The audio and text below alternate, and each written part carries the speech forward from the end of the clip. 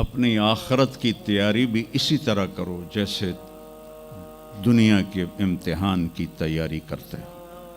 آپ نے حضرت علی کا ہاتھ پکڑا اور یوں اپنے سینے سے لگا لیا اور فرمایا اترضی ان یکون منزلک مقابل منزلی، علی تجھے مبارک ہو، جنت میں تیرا گھر میرے گھر کے سامنے ہے۔ تو وہ رونے لگے۔ لیکن یہی علی جن کو خوشخبری ملی ہے کہ تیرا گھر میرے گھر کے سامنے ہوگا، کسی کو یہ خوشخبری نہیں ملی سوائے مولا علی کے، وہ رات کی مناجات میں روز تڑپتے روتے ہوئے یہ کہتے تھے آہن آہ من قلت الزاد و بعد السفر و وحشت الطریق، ہائے اللہ، ہائے اللہ، ہائے اللہ، میرے پاس عمل تھوڑا ہے۔ تھوڑے عمل والے کا گھر نبی کے گھر کے سامنے بنتا ہے؟ میرا عمل تھوڑا ہے، رستہ تنہا ہے، کبھی دیکھا نہیں اندیکھا ہے، یا اللہ پتہ نہیں میرا کیا بنے گا۔ یہ روز کی پکار اور مناجات تھی۔ اور پھر دنیا کو کہتے الیہ تغررتی، دنیا تو مجھے دھوکہ دیتی ہے، ہی ہاتھ غری غیری، چل دفعہ ہو جا کسی اور کو دھوکہ دے، میں بتتو کی ثلاثہ، میں تمہیں 3 طلاق دے چکا۔ تو جن لوگوں نے آخرت کو بنا لیا وہ کامیاب ہیں، اور جن لوگوں نے آخرت کو نہ بنایا تو وہ کچھ بچے ہڈ بلوں کی ویسی نام لے لیا ہے، سیر کے لیے گئے کشتی کی، تو وہ کہنے لگے ملاح سے چاچا تنو کیمسٹری آمدی؟ اس کہ پتر اج ہی نہ سنیا کی ہوندی ہے؟ اس کہ تینوں پتہ نہیں ایسی سپیریئر یونیورسٹی دے سپیریئر لڑکے آئیں، سانو ساری کیمسٹری دا پتہ ہے۔ دوسرے نے پوچھا چاچا تو فزکس پڑھی؟ کہ میرا بچہ میں تو اج ہی نہ سنیا، ساری حیاتیہ بیڑی بائی ہے۔ تو چاچا تیری ادھی زندگی چلی گئی، ادھی زندگی ختم ہو گئی، سانو ایک اسی سپیریئر دے سپیریئر بچے، ساڑا برائٹ فیوچر۔ اتنے چھک موج آئی تے کشتی ہوئی ڈاواں ڈول۔ اس کہ پترو ترنا سکھیا ہی نے،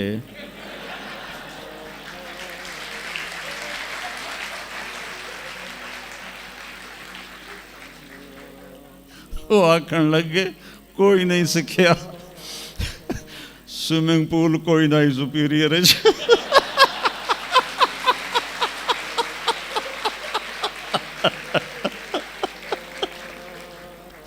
تو وہ ملا کہنے لگا پترو میری تو ادھی گئی تو تہاڈی ساری گئی۔ تو میرے بچوں مرتے وقت ایسا نہ ہو کہ تم کہہ رہے ہو ساری برباد ہوگی۔ اپنی زندگی، اپنے نبی کی زندگی پڑھو۔ چند تو فرائض ہیں جو میں نے ابھی پہلے ہی گنائے ہیں، اس کے علاوہ سچ انسان کو عزت دیتا ہے، دیانتداری انسان کو عزت دیتی ہے، رزق حلال انسان کو بلند مقام باوقار بناتا ہے، اور اچھے اخلاق فرشتوں سے بھی اوپر اس کو لے جاتے ہیں۔ آپ نے فرمایا جس کے اخلاق اچھے ہوں گے میں جنت الفردوس میں گھر لے کر دوں گا۔ تو نماز کی عادت ڈالو۔ کچھ بچے جی نہیں پڑھی جاندی، کوئی دن میں کوئی ایک نماز ضرور پڑھو، جمعہ پڑھو، ایک نماز ضرور، پھر وہ 2 ہو جائیں گی، پھر وہ 3 ہو جائیں گی، پھر وہ 4 ہو جائیں گی، پھر وہ 5 ہو جائیں گی۔ میں نے جتنوں کو بھی یہ نسخہ بتایا وہ سارے اللہ کے فضل سے، گورنمنٹ کالج میں میرا تھا ساتھی، تو وہ پھر شفٹ ہو گیا انگلینڈ، تو کوئی 40-45 سال بعد اس سے ملاقات ہوئی، یہاں پاکستان آیا ہوا تھا۔ تو میں نے کہا کہ نماز پڑھتے ہو؟ کہنے لگا نہیں۔ جمعہ؟ کہنے لگا نہیں۔ تو میں نے کہا اچھا ایسا کرو، ایک نماز شروع کر دو اور ایک جمعہ شروع کر دو۔ یہ ایک فرد کا واقعہ نہیں، ایسے میں ہزاروں بچوں پر بچیوں پر تجربہ کر چکا ہوں، اور وہ 5 وقت کے نمازی بن گئے۔ تو 2 دن کے بعد فون پہ بات ہوئی تو کہنے لگا یار تو مینو ایک دسی آئی میں تو پنجے شروع کر دیتی ہیں.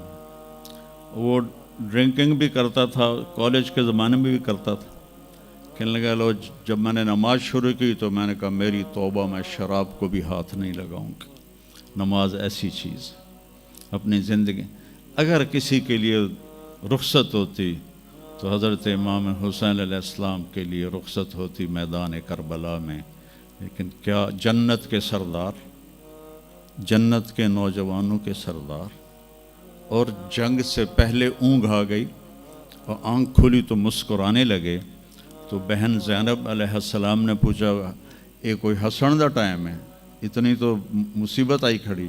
کہا بہن اللہ کے نبی خواب میں آئے ہیں, فرما رہے ہیں بیٹا میں لینے کے لیے آ چکا ہوں. تو اب یہ نماز نہ پڑھتے تو ٹھیک تھا, اتنا تو قتل و غارت چل رہا تھا. لیکن جو ہی ایسے سورج ڈھلا تو آپ نے زہیر تھے آپ کے رائٹ سائڈ پر جھنڈا اٹھانے والے, اور لیفٹ پر تھے حبیب, اور درمیان میں تھے عباس اپنے بھائی. تو آپ نے زہیر کو بلایا, کہا یہ شمر سے کہو تھوڑی دیر رک جاؤ میں نماز پڑھ لوں. تو زہیر نے شمر سے کہا, تو شمر نے کہا ہم جنگ نہیں روکیں گے, ہم سر اڑائیں گے. تو انہوں نے واپس آ کر کہا جی وہ انہوں نے جنگ روکنے سے انکار کر دیا ہے, اللہ کی قسم اب ان کے لیے کھلی اجازت تھی کہ یہ چھوڑ دیں اور سر کٹا دیں. لیکن آپ نے فرمایا سر کٹ سکتا ہے, نماز نہیں چھوڑ سکتی. آپ نے کہا آدھے لڑو آدھے نماز پڑھو. تو آدھوں کو جنگ پہ لگایا, آدھوں نے نماز پڑھی. پھر ان آدھوں کو جنگ پہ لگایا اور جو جنگ پر تھے ان کو نماز پڑھوائی. سب کو ظہر کی نماز پڑھوائی, اور عصر سے پہلے سب کے سر کٹ کے نیزوں پہ چڑھ چکے تھے. وہاں 1445 سال میں ایک واقعہ ہے جہاں نماز کی رخصت نظر آتی ہے. لیکن میرے نبی کے نواسے نے ایک مثال قائم کی, پوری امت کو ایک پیغام دیا کہ زیر خنجر بھی یہ پیغام سنایا ہم نے, نماز نہ چھوڑو. کبھی قضا ہو جائے تو رات کو سونے سے پہلے قضا دے کے سویا کرو.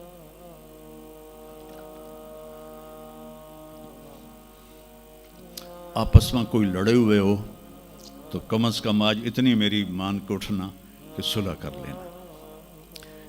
یہ کوئی بچیاں آپس میں کسی سے بول چال بند ہو, یا آپ بچوں کی آپس میں کوئی بول چال بند ہو, تو ایک دوسرے کو معاف کر دینا. اس سے آپ کے دلوں میں علم کی روشنی زیادہ آئے گی. آپ کے دل میں بغض ہوگا تو علم آئے گا نہیں. تو اگر اپنے حافظے کو اچھا کرنا ہے, اگر اپنے حافظے کو, تو دل سے سب کی نفرت نکال دو, اور پیٹ بھر کے کھانا نہ کھاؤ, اور اپنی نظروں کی حفاظت کرو. آپ کا حافظہ 16 سال والا رہے گا 70 سال تک. حافظے کو خراب کرنے والی یہ چیزیں ہیں. پھر جن سے پڑھتے ہو ان کو عزت دو, ان کا ادب کرو, ان کا احترام کرو. باب العلم ہے حضرت مولا علی کا, میں غلام ہوں اس کا جو مجھے ایک لفظ نہیں ایک حرف, جو مجھے ایک حرف بھی سکھا دے علم کا, میں اس کا غلام ہوں. تو جو آپ کے ٹیچر ہیں یا لیڈی ٹیچر ہیں, وہ آپ کو جو کچھ بھی پڑھاتے ہیں, ان کا احسان ہے آپ پر. آپ ان کو عزت دیں, ان کو احترام دیں. ان میں سے کوئی دعا دے دے گا, آپ کا کام بن جائے گا. تو میں اسکول میں تو دعائیں لے نہ سکا استادوں کی, لیکن جب میں مدرسے میں داخل ہوا تو میں نے اپنے سارے استادوں کی دعا لی ہوئی ہے, ان کی عزت اور ان کے احترام سے. تو چونکہ آج کل بہت زیادہ آزاد ماحول ہو گیا ہے, تو وہ اپنے ٹیچر کو ایزی لیتے ہیں کہ کوئی ان کی بے عزتی کر دے, کوئی ان کے آگے بگڑ جائے تو اس کو برا نہیں سمجھا جاتا. لیکن بیٹا کتاب ایک ذریعہ ہے, علم آسمان سے آتا ہے, اور اس کے میں ذریعہ استاد ہوتا ہے. اور استادوں کو بھی کہتا ہوں کہ اپنے منصب کا خیال رکھو, اور اپنے پڑھانے کو اپنا فریضہ سمجھ کے ادا کرو. سر سے اتارنے والا کام نہ کرو, اور بھاگا دوڑی والا کام نہ کرو, بلکہ اپنی نسل کو تیار کرو.